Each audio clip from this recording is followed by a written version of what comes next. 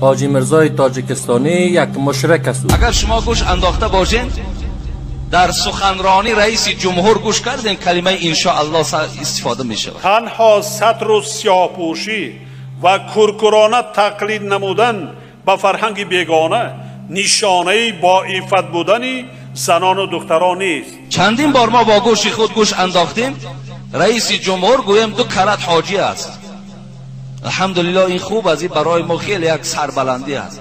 ما همیشه در حق ایشان دعاگو هستیم که خداوند باز هم محبت او را به اسلام و به اهل این مسلمین زیاده بگرداند و همیشه خدمت هایی که دارد باز هم این خدمت هاش زیادتر بگرداند.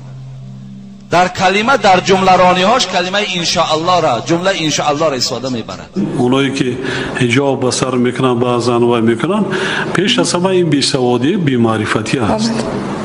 سوادی کافی ندارن اونا و هم گمراه گشتگان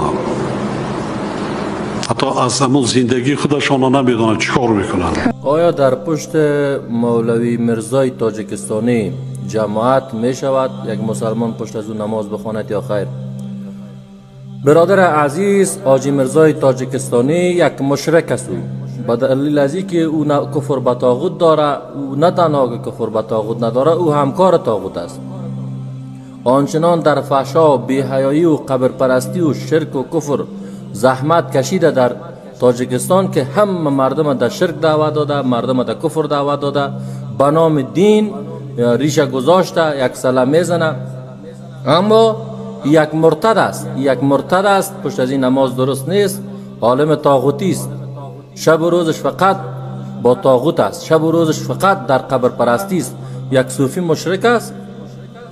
نماز جماعت در پشت از درست نیست. برادر عزیزم، پیام را برای حاجی میرزای مشرک برسانید که حاجی میرزا یک مشرک است و مرتد است، به دلیل از اینکه او بدبخت نوکر اونمو رحمانوف مرتد طاغوت است و هر کسی که از طاغوت دفاع کنه و همیشه مدافع طاغوت باشه و خودش هم طاغوتی است و پشت طاغوتی نماز جماعت درست نیست، نمازایتان باطل میشد.